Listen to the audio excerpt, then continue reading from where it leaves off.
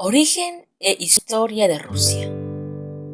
Poco se sabe del origen de Rusia, en qué momento de la historia se formó, quiénes fueron los primeros pobladores de esas lejanas pero intrigantes tierras de una raza de seres humanos muy resistentes y fuertes, gente que hasta el día de hoy festeja diversas festividades como la Pascua, dándose un baño en aguas heladas de lagos, ríos y estanques como si se tratara de entrar a cualquier agua de temperatura normal. Descubramos un poco del origen y la interesante historia del país más extenso del mundo, con 17 millones de kilómetros cuadrados. Comprende la región natural e histórica homónima y la gran llanura de Siberia, y se extiende desde el este de Europa hasta el extremo oriental de Asia.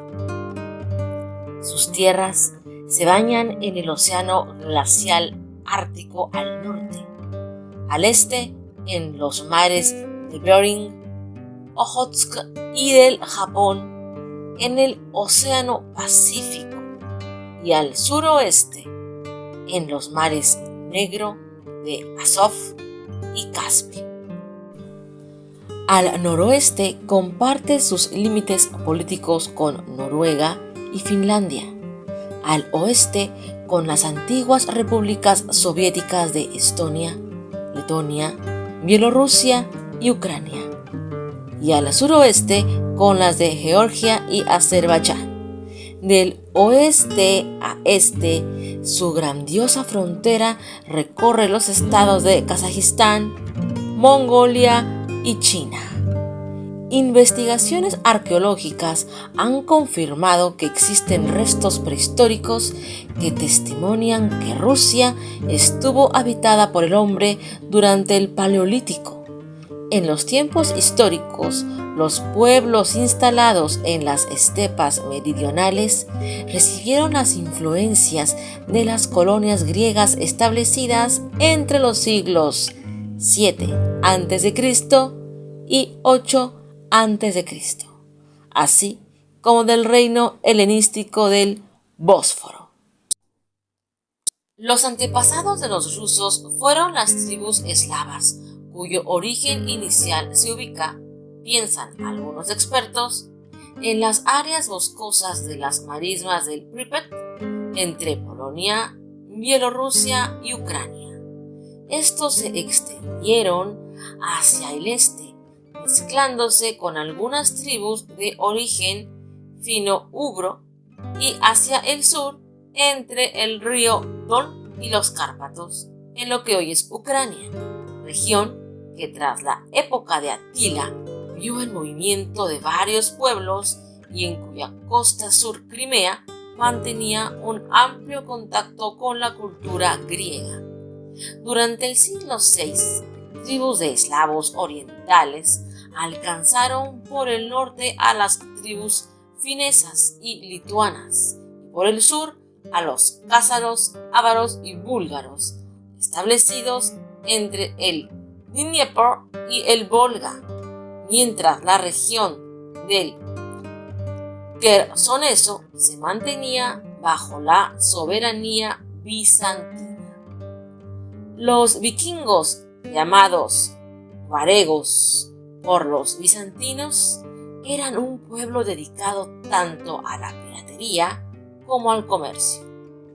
Empezaron a aventurarse remontando los ríos desde el mar Báltico al este hacia los mares Negro y Caspio. Los eslavos de las inmediaciones de los ríos a menudo los contrataban como protectores. En el año 882, el príncipe varego, o sea, vikingo, Oleg de Novgorod, perteneciente a la región de Novgorod, unificó el norte Novgorod con el sur Kiev. De esta unión parte el primer estado eslavo oriental, la llamada Rus de Kiev. En el año 944, el hijo de Oleg, Igor de Kiev, intentó ocupar una parte de Constantinopla. Su incursión no tuvo éxito. A pesar del fracaso, sí consiguió un tratado comercial muy importante con el Imperio Bizantino. Como consecuencia de la influencia del imperio, se propició la cristianización de la Rus de Kiev en 988, en el acto oficial de bautismo público de los habitantes de Kiev por el príncipe Vladimir I, quien fue bautizado en la ciudad de Crimea. Entre las principales aportaciones de la Rus de Kiev está la introducción de la variante eslava del culto ortodoxo, profundizando aún más la síntesis de culturas bizantina y eslava, que definiría a la rusa durante los siguientes 1000 años. Para traducir la Biblia y otros textos del griego, los santos Cirilo y Metodio crearon el antiguo eslavo eclesiástico, que con el tiempo evolucionó para convertirse en el eslavo eclesiástico, todavía en uso en la liturgia de los cristianos ortodoxos de Rusia. Bajo el estímulo de la Iglesia bizantina, el estado de la Rus de Kiev se desarrolló rápidamente, produciendo importantes obras de arte como la Catedral de Santa Sofía con sus mosaicos y frescos. Este acercamiento consiguió fusionar ambas culturas, la eslava y la bizantina, una unión que se mantuvo en el tiempo durante los 7 siglos siguientes. Durante el siglo XI, particularmente durante el reinado de Yaroslav I el Sabio, la Rus de Kiev presentaba una pujante economía y unos notables logros en arquitectura y literatura. Comparado con los lenguajes de la cristiandad europea, el idioma ruso estuvo muy poco influido por el griego y el latín de las antiguas escrituras cristianas. Esto se debió al hecho de que se usara el eslavo eclesiástico para la liturgia en su lugar. La Rus de Kiev acabó desintegrándose como estado a causa de las disputas armadas entre los miembros de la familia principesca, que colectivamente detentaban el poder, siendo la cabeza de ellos el mayor y rotándose en los puestos secundarios según la edad. El gran príncipe de Kiev, Vladimir II, monómaco, es considerado el último gobernante de la Rus de Kiev unificada. La invasión mongola de la Rus de Kiev, llevada a cabo por el Imperio mongol mediante una política expansionista de Genghis Khan en el siglo XIII, fue el momento final, quedando el sur bajo dominio mongol y el norte sometido al vasallaje. La división entre los príncipes locales hizo fácil y corta la conquista. Kiev sería arrasada, la zona occidental será absorbida por la mancomunidad polaco-lituana y el norte caería bajo la influencia sueca.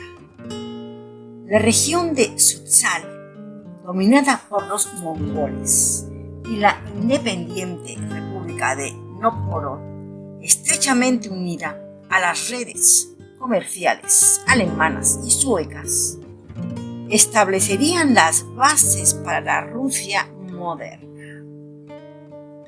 En este periodo, mientras Europa avanzaba, los territorios rusos se habían convertido en unos territorios aislados, muy atrasados. Sin embargo, los territorios del norte, Novgorod, continuaron prosperando, a pesar de sufrir 2 terribles ataques mongoles que la devastaron. Crearon una nueva entidad, Moscovia, que en el siglo XIII pasó a llamarse el Gran Principado de Moscú, principado que siglos después daría lugar al Zarato ruso. Mediado el siglo XIII, el imperio mongol dominaba todo el territorio comprendido entre el Mar Negro, el Caspio, el Don y el Volga. Los rusos entraron a formar parte de la Horda de Oro, el Janato mongol del sur de Rusia, fundado por Batú Yag. Los mongoles no solo exigían pesados tributos de los principados rusos, sino que a menudo los invadían, saqueándolos y haciendo esclavos. La influencia oriental permaneció viva hasta bien entrado el siglo XVIII, cuando los mandatarios rusos llevaron a cabo un esfuerzo para occidentalizar su país. Hacia el año 1260 surgió el Principado de Moscú, mientras la Horda de Oro, islamizada durante el siglo XIII, inició su decadencia en la segunda mitad del siglo XIV. El Principado de Moscú, en cambio, en una confluencia de vías fluviales entre el Alto Volga, el Loka y el Alto Dnieper, fue ampliando su territorio. El príncipe Daniel, hijo menor de Alejandro Nevsky, fundó el Principado de Moscovia, centrado en la ciudad de Moscú, que llegaría a expulsar a los tártaros de Rusia.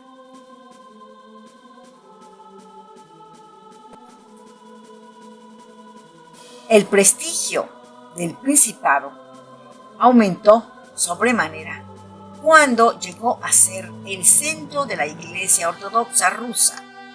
Su líder, el obispo metropolitano, se trasladó de Kiev a Vladimir en 1299 y en 1325. Se estableció la base permanente de la Iglesia Ortodoxa rusa en Moscú. Durante el reinado de Iván el I, el liderazgo de Moscú estaba firmemente consolidado y su territorio considerablemente expandido, gracias al comercio, la guerra y los matrimonios. Durante el siglo XIV, los grandes príncipes de Moscovia empezaron a conquistar tierras limítrofes para incrementar la población y la riqueza bajo su poder. ¿Quién mejor puso en práctica esta estrategia? Iván III el Grande, 1462-1505, quien estableció los cimientos para un nuevo estado ruso. Tras negarse a pagar más tributos a los mongoles, Iván emprendió una serie de ataques que abrieron el camino a la completa derrota de la Horda de Oro. Durante el reinado de Iván III, que había contraído matrimonio con Sofía Paleóloga, comenzó a gestarse la idea de la Tercera Roma. Sofía era sobrina de Constantino XI, el último emperador bizantino e Iván podía reclamar ser el heredero del derrumbado Imperio Romano de Oriente, Imperio Bizantino. Compitió con su poderoso rival, Lituania, por el control de algunos de los principados semi-independientes que formaron la Rus de Kiev. El abandono de algunos príncipes, las escaramuzas fronterizas y una larga e interminable guerra con Lituania que acabaría en 1503 permitieron a Iván III extender al oeste sus dominios, que se triplicaron durante todo su reinado. La ciudad de Moscú creció rápidamente y se levantaron la muralla y las torres de Kremlin. Posteriormente obtuvo el poder Basilio III.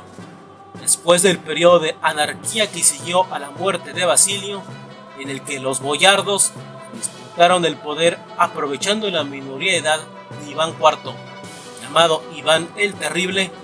Posteriormente, al cumplir su mayoría de edad, este se hizo coronar en 1547 y tomó por vez primera el título de zar. Iván fortaleció la posición del zar hasta un punto sin precedentes, subordinando a su voluntad a la nobleza sin ningún reparo, exiliando o ejecutando a muchos de sus miembros ante la menor provocación. Emprendió una cruzada contra los tártaros, con el objeto de asegurarse el control de las rutas comerciales. Iván fue un estadista con una visión a largo plazo que promulgó un nuevo código de leyes, reformó la ética del clero y construyó la gran catedral de San Basilio, que todavía se encuentra en la Plaza Roja de Moscú. Introdujo la autoadministración sobre el noreste de Rusia, donde había pocos propietarios de tierras.